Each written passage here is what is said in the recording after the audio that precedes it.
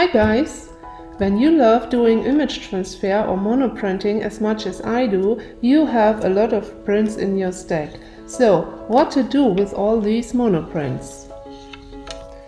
I used 18 pages with monoprints and watercolor paper for the cover and an elastic strap for closure. Here you can see the monoprints,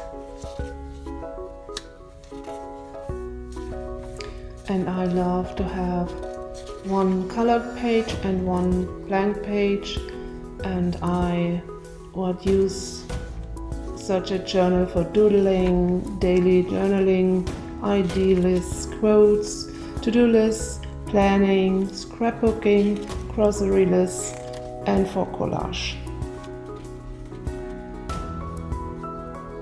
Here I added a little pocket. Here you can see more monoprinted pages.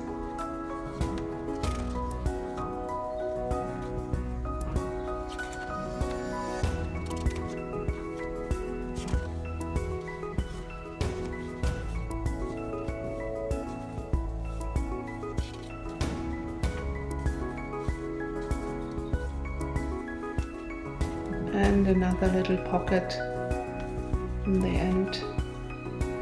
So, for what kind of projects do you use your monoprints?